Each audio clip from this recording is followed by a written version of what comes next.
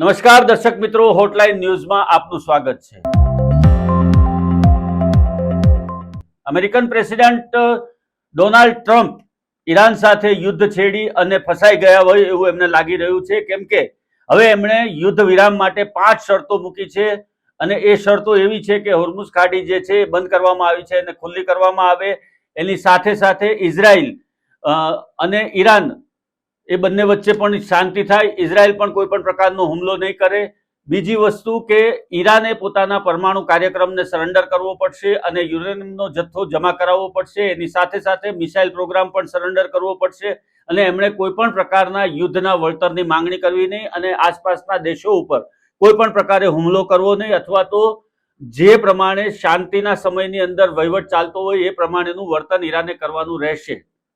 બીજી તરફ ઈરાન પણ નમતું જોખવા માટે તૈયાર નથી। ઈરાને કહ્યું છે કે એમને જે આટલા દિવસની અંદર નુકસાની થઈ છે, છેલ્લા 24 દિવસના યુદ્ધની અંદર જે નુકસાની થઈ છે એની ભરપાઈ કરવામાં આવે, એમના ઉપર હુમલા બંધ કરવામાં આવે અને બીજું કે એમનું જે ઇન્ફ્રાસ્ટ્રક્ચર જે ડેમેજ થયું છે એ તમામની અંદર સહાય આપવામાં આવે અને વિશ્વના દેશો જો આની અંદર મધ્યસ્થી કરશે અને એમના ઉપર હુમલો નહીં થાય એવી ખાતરી આપવામાં આવશે તો જ એવો સમાધાન માટે તૈયાર છે।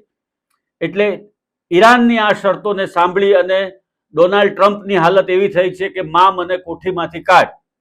હવે આ યુદ્ધને કઈ રીતે વિરામ આપવો એની ગડમથલમાં અમેરિકન રાષ્ટ્રપતિ પડી ગયા છે અને બીજી તરફ એવા મોટા મોટા દાવા કરી રહ્યા છે કે ઈરાન ઉપર આ રીતે હુમલો થશે અને તે રીતે હુમલો થશે, ઈરાનના ઇલેક્ટ્રિક પ્લાન્ટ છે ઇલેક્ટ્રિસિટીના પ્લાન્ટ છે એને તબાહ કરી નાખીશું। એની સાથે સાથે અનેક પ્રકારે એ લોકોએ કલ્પના નહીં કરી હોય એવા પ્રકારના હુમલા કરવામાં આવશે। આ ગર્ભિત રીતે એક તરફ ધમકી પણ આપવામાં આવે છે ટ્રમ્પ દ્વારા અને બીજી તરફ સમાધાન માટેની વાટાઘાટો કરવાની પણ વાત કરવામાં આવે છે। જો કે નાટોના દેશો છે એ લોકોએ હવે આ બીડું ઝડપ્યું છે અને એમણે શાંતિ મંત્રણા માટેની તૈયારી કરી છે અને એ લોકો પણ અમેરિકા તરફથી શરતો રાખશે એવું હાલના તબક્કે જોવાઈ રહ્યું છે। પરંતુ બીજી તરફ ઈરાન કોઈ પણ શરતોને આધીન યુદ્ધ વિરામ કરવા માંગતું નથી અને એ લડી લેવાના મૂડમાં છે।